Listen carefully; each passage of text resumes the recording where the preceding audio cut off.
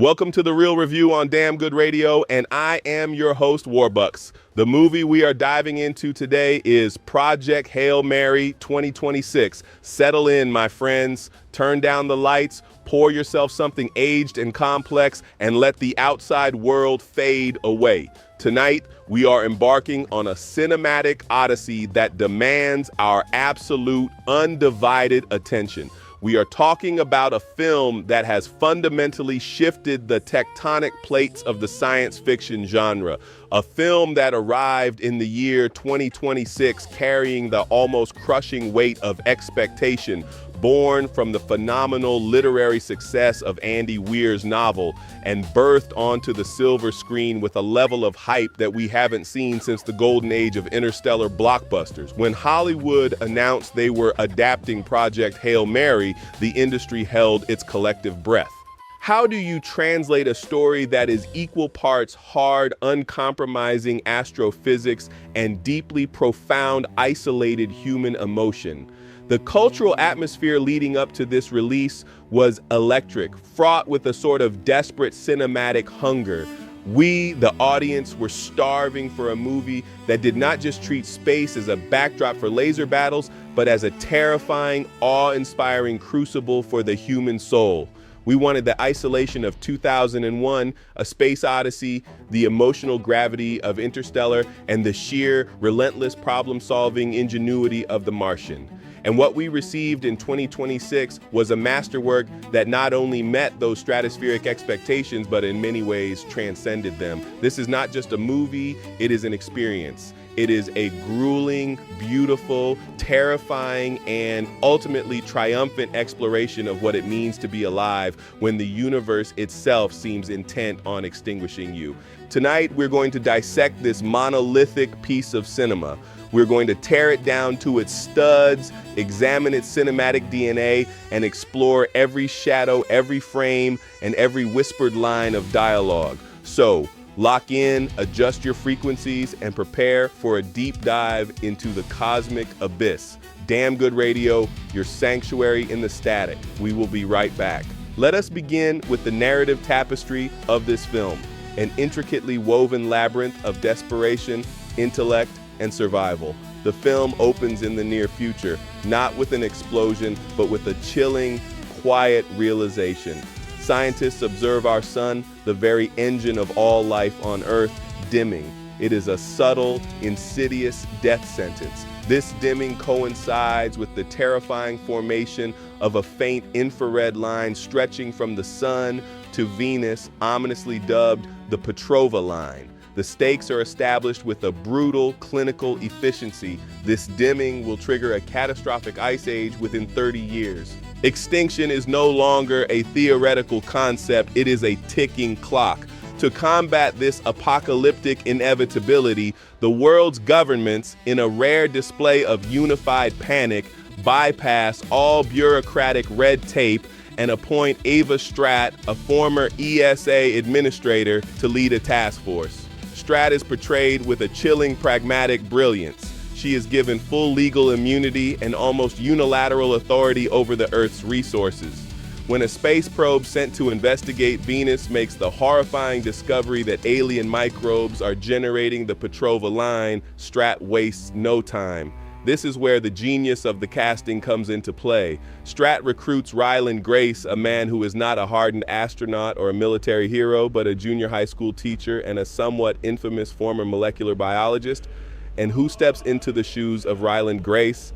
The incomparable Ryan Gosling. Gosling brings a layered, almost tragic vulnerability to Grace.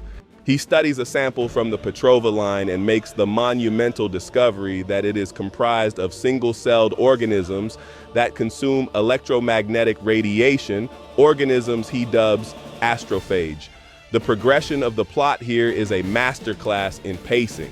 After his discovery, Stratt coldly sends Grace back to his middle school classroom, but the cinematography during these classroom scenes is utterly heartbreaking. We see the innocence of his students bathed in warm golden hour sunlight that we, the audience, know is dying. Grace realizes he cannot abandon these children to a freezing death. He insists on returning to the project.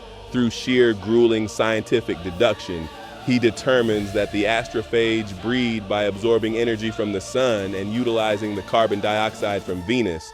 The scope of the film then violently expands. We learn that astrophage has infected and dimmed neighboring stars across our galactic sector, but there is a beacon of hope. In one star, Tau Ceti, has mysteriously resisted the infection. The cinematic transition here is breathtaking. We move from the claustrophobic laboratories of Earth to the colossal industrial construction of the Hail Mary, an astrophage-fueled starship designed to travel to Tau Ceti to investigate this resistance. Because of the sheer time it takes to breed the astrophage fuel, there is only enough for a one-way trip. It is a suicide mission. The mission's findings are to be returned to Earth via unmanned mini-ships affectionately called Beetles. Grace's role is supposed to be terrestrial. He trains the science experts for the mission, but tragedy strikes. A horrific accident kills the primary crew shortly before launch. The lighting in this sequence is stark, unforgiving, highlighting the sheer desperation of humanity. With no time to train a comparably skilled replacement, Strat makes a terrifying, morally ambiguous decision. She forces an unwilling, terrified Ryland Grace to join the suicide mission. When Grace, in a fit of perfectly rational panic, threatens to sabotage the mission to save his own life, Strat has him sedated. He is placed aboard the ship against his will, administered a temporary amnesia-inducing drug to keep him compliant during the launch sequence. Fast forward 4 years and 8 months later. Due to the mind-bending realities of time dilation, as the ship travels at 92% the speed of light, the time experienced on the Hail Mary is vastly different. Grace awakens from his coma. The camera work here is extraordinary, shaky, blurred, mirroring Grace's profound disorientation. He has no memory of his identity, his past, or his apocalyptic mission. As his memory slowly pieces itself together in fragments shown to us through brilliantly edited, jagged flashbacks, he discovers the horrifying truth. His crew members have died en route. The scene where Grace gives his fallen comrades a space burial is a visual poem.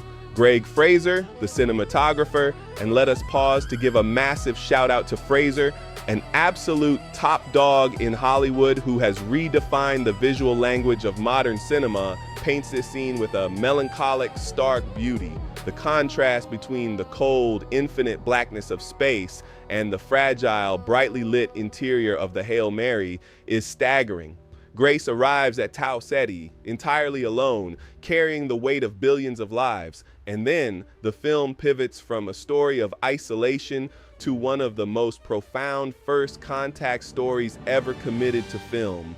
An alien starship approaches. Grace names it the Blip A. Through a beautifully designed star map sculpture, the alien ship indicates it originated from the 40 Eridani system. The docking of the two ships is a sequence of unbearable tension, scored with a symphony of groaning metal and hissing pressure valves. Grace meets the alien. He is eyeless, spider-like, with 5 legs, and Grace endearingly names him Rocky. The evolution of their communication is perhaps the greatest triumph of the film's second act. Rocky is a brilliant engineer who has been stranded in the Tau Ceti system for 46 Earth years, the sole survivor of his own crew who perished from radiation sickness. Arid, Rocky's home planet, is also dying from astrophage. 2 lonely souls from different corners of the cosmos bind their fates together. Grace learns that the Iridians are entirely ignorant of relativity. Thus, the Blip A has an excess of astrophage fuel, enough for both ships to return home. The duo discovers that one of Tau Ceti's planets, dubbed Adrian, is the true home of the astrophage, where a natural predator keeps the population in check. The sequence where Grace and Rocky construct a 10-kilometer chain made of xenonite and iridian supermaterial to collect a sample from Adrian's hostile atmosphere is an adrenaline-pumping spectacle. A hull breach occurs, and the sheer terror of the vacuum of space is visceral. They risk everything to save each other, cementing a brotherhood that transcends species. They retrieve the sample, isolate the predator, and name it Taumoiba. The film then shifts into a high-stakes biological puzzle. They use selective breeding to engineer Taumoiba capable of surviving the specific atmospheric conditions of Venus and Eridane's analog. Rocky repairs and refuels the Hail Mary, and the two friends share a heartbreaking parting of ways. But Project Hail Mary refuses to give us an easy victory. En route to Earth, Grace makes a devastating discovery. His selective breeding inadvertently gave the Taumoiba the ability to eat through xenonite. While Grace can fix this on his own ship, he realizes with mounting horror that the Blip A is constructed entirely of xenonite. Rocky's ship is doomed. The Taumoiba will devour his fuel, leaving him stranded and his species to die. Here is the crux of the narrative. The ultimate crucible of character. Grace is forced to choose. Return to Earth a hero, but doom the Iridians, or turn back to save Rocky, knowing that human food is toxic to Iridians and he will likely starve to death on an alien world. Grace sends the Beatles back to Earth, loaded with the Taumoiba farms and the salvation of the human race. Then he turns his ship around. He locates the crippled Blip A, rescuing an overjoyed Rocky, who mathematically deduces that Grace might be able to consume the Taumoiba for sustenance. The film concludes with a breathtaking epilogue 16 years later. Grace is alive, living on a fully restored Arid. The visual design of the Iridian habitat built for Grace is stunning. A warm, amber-lit sanctuary constructed from Grace's digital archive of human knowledge. Rocky brings the news: the sun has returned to its original luminance. Earth is saved, humanity survived. Grace sits in this alien world, a savior of two civilizations, and contemplates returning home. But instead, the film closes on a shot of pure, unadulterated heart.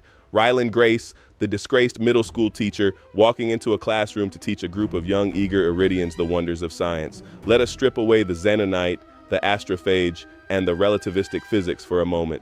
Let us delve into the philosophical marrow of Project Hail Mary. Some critics, in their infinite cynicism, might attempt to argue that this film is a slow burn, that its pacing is too methodical, or that it leans too heavily into the minutia of the scientific method. To them, I say you are entirely missing the point. I did not feel a single dragging moment. For a film that clocks in at 2.5 hours, it is a masterclass in sustained tension and character evolution. If we want to understand the soul of this movie, we must start with Ryland Grace, and by extension, the phenomenal performance by Ryan Gosling. This film is, at its absolute core, a profound journey of self-discovery, or rather, a painful, beautiful rediscovery of inner strength. Grace represents a fascinating archetype in modern storytelling, the broken intellectual.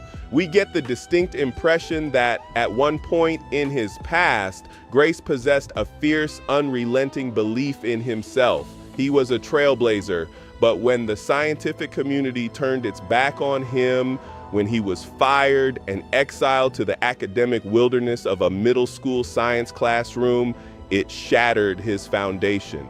It broke his confidence into a million jagged pieces. Watch Gosling's micro-expressions throughout the first act. There are multiple agonizing moments where the greatest minds on earth tell him straight to his face that they need him, that he is the only man for the job. And what does he do? He physically points to himself, his face a mask of incredulity and imposter syndrome. He acts as if he isn't smart enough, as if he isn't capable enough to carry the weight of the world. He second guesses every hypothesis. He doubts his own genius. His voice wavers with a heartbreaking lack of certainty. Why does this matter so deeply today? Because Ryland Grace is us. In an era where the problems of our world, climate change, global pandemics, existential crises, feel entirely insurmountable, we are all plagued by that exact same paralyzing doubt. We look at the monumental task before us and we point at ourselves, whispering, "Who, me, I cannot fix this." Yet, by the end of this cinematic triumph, Grace finds his strength. He does not just find it, he forges it in the fires of isolation and interstellar crisis. He becomes the absolute master of his own destiny. And Gosling navigates this arc while maintaining an incredibly likable, grounded persona. The flashback scenes are pivotal here. We see him in his element with his students, friendly, patient, possessing a fun, goofy, almost childlike wonder for the universe, in a genre saturated with hyper-serious, brooding, stoic astronauts. Grace is a breath of fresh air. He uses humor as a shield, as a coping mechanism against the existential dread of his situation. And let us talk about that humor. The script balances the apocalyptic stakes with moments of genuine, laugh-out-loud levity. We needed those laughs. We needed those smiles to break the suffocating tension of the void. When Grace is trying to communicate with a five-legged, rock-covered alien using musical chords and a makeshift spreadsheet, it is brilliant character-driven comedy. But make no mistake, this movie has an immense beating heart. There are scenes that will bring you to the absolute brink of tears, and scenes that will warm the coldest reaches of your soul. The writing is sharp, empathetic, and profoundly human. And let us dissect the profound realism of the film's inciting incident. Grace did not want to be a hero. He did not volunteer to die.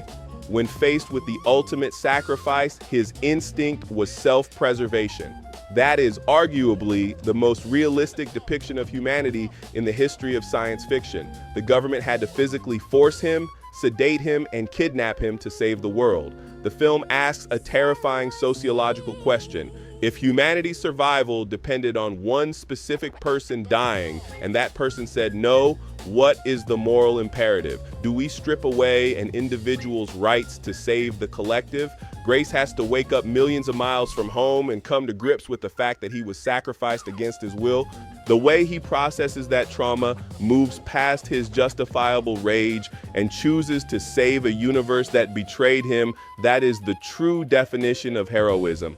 It is a transcendental exploration of altruism versus self-interest. The dialogue, particularly between Grace and Rocky, is a triumph of screenwriting. Rocky is an alien who does not fully understand the nuances of English, nor human sarcasm, nor our cultural idioms. Every conversation is a delicate, beautifully written dance of two completely alien minds finding common ground through the universal language of science and empathy. It is, quite frankly, symphonic. Do not touch that dial. We are plunging deeper into the cosmos right after this. All right, cinephiles, it is time for the obsessive deep dive. This is for the viewers who do not just watch a movie, but dissect it frame by painstaking frame. Project Hail Mary is a labyrinth of visual storytelling, Easter eggs, and blink and you miss it technical brilliance. Let us pull back the curtain on the cinematic secrets you absolutely missed while you were busy gripping your armrests. First, let us talk about the production design of the Hail Mary itself. If you look closely at the interior architecture of the ship in the opening act, the paneling, the lighting fixtures, and even the stitching on Grace's cryosuit are subtly patterned in hexagonal shapes. Why does this matter? Because the astrophage, the very organism powering the ship and destroying the sun, operates on a microscopic hexagonal biological structure. The production designers literally wove the cause of Earth's apocalypse into the DNA of the ship's aesthetic.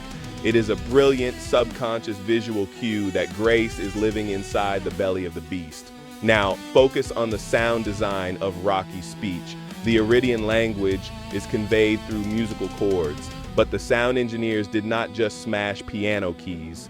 The frequencies used for Rocky's voice in the film mathematically correspond to the actual emission spectrum of Tau Ceti. Let that sink in. The audio team synthesized an alien language using the literal light wave frequencies of the star they were orbiting. It is a level of obsessive, borderline insane technical trivia that demands a standing ovation. Let us examine the costume evolution of Ryland Grace. When he wakes up, his standard issue ESA jumpsuit is pristine, sterile, a stark hospital white. As the years progress, as he works with Rocky, the suit degrades. But notice how it degrades. He patches it using iridium materials. By the third act, Grace's suit is a chimera of human textiles and dark, metallic iridium xenonite patches. His costume visually represents his psychological merging with Rocky's culture. He is no longer just a man from Earth. He is a citizen of the cosmos. And what about Greg Fraser's masterful color grading? Pay attention to the lighting temperature. During the flashbacks on Earth, the lighting is incredibly cold, harsh blues, sterile whites, reflecting the freezing death approaching the planet and the clinical ruthlessness of Eva Stratt. But the moment Grace docks with the Blip A and meets Rocky, the ambient lighting inside the Hail Mary shifts. It subtly transitions to warm, tungsten ambers and deep, comforting golds. Rocky's internal body temperature is incredibly high, and Fraser uses lighting to make the audience subconsciously feel the physical and emotional warmth that Rocky brings into Grace's cold, isolated existence. Did you catch the blink and you miss it detail on the Taumoeba breeding tanks? When Grace is desperately trying to engineer the Predator, the digital readouts on his monitors briefly flash a sequence of numbers 24601. Yes, the infamous prisoner number of Jean Valjean from Les Miserables, a subtle nod by the VFX team to Grace's own status as a prisoner of Eva Stratt, forced into hard labor to pay a debt he did not owe, ultimately finding redemption through sacrifice. Finally, the star map sculpture that Rocky presents to Grace. If you pause the film and examine the 3D geometry of the Iridian map, it is entirely accurate to the stellar cartography of our local galactic neighborhood, but from the perspective of 40 Eridani, not Earth. The prop department consulted with actual astrophysicists to build a physical model of how the stars would look if you grew up on Rocky's planet. It is this maniacal dedication to the craft that elevates Project Hail Mary from a great sci-fi film to an immortal piece of cinema. We have traversed the darkness of space, we have dissected the human soul, and we have unraveled the technical mastery of this cinematic achievement. It is time to render the final verdict here on The Real Review. I am awarding Project Hail Mary a massive, highly coveted 4 out of 5 popcorn buckets. Now, you might be asking, Warbucks, after all this effusive praise, after calling it a masterwork, why not a perfect 5? It is a fair question. To earn a 5 on this program, a film must be utterly flawless in its execution for every conceivable demographic. While Project Hail Mary is an absolute triumph of emotion, acting, and visual storytelling, it is undeniably dense. The film demands a lot from its audience. The sheer volume of hard science exposition, the mathematical problem solving, and the deep dives into molecular biology, while thrilling to a sci-fi purist like myself, might act as a barrier to entry for the casual viewer looking for a breezy Friday night popcorn flick. The pacing in the middle act as they engineer the Taumoeba becomes highly methodical, almost documentary-like in its procedural nature. But let me be explicitly clear.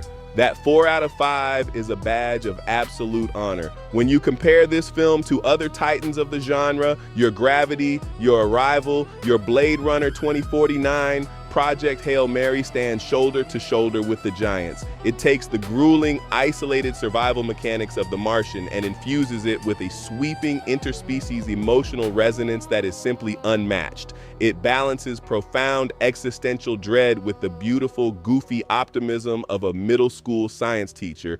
It is a visually staggering, brilliantly acted, and fiercely intelligent film. There are no wasted moments. There is no filler. It is 2.5 hours of pure, unadulterated cinematic gravity. As we bring this broadcast back down to earth, I want you to hold on to the lingering resonance of Ryland Grace's journey. We live in a world that often demands we be cynical, a world that tells us Our individual actions are too small to halt the dimming of our own metaphorical suns.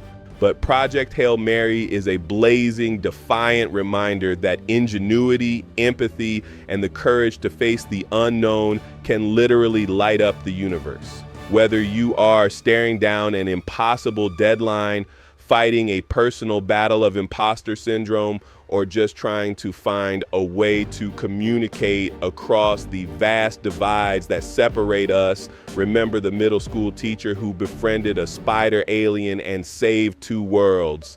Remember that sometimes the greatest strength we possess is simply the refusal to give up on each other. Thank you for tuning in and taking this cosmic journey with me tonight. If you have not seen Project Hail Mary yet, clear your schedule, find the biggest, loudest theater possible, and let yourself be transported. This has been The Real Review on Damn Good Radio. I am your host, Warbucks. Keep your eyes on the silver screen, keep your heart open to the stars, and as always, stay cinematic, my friends.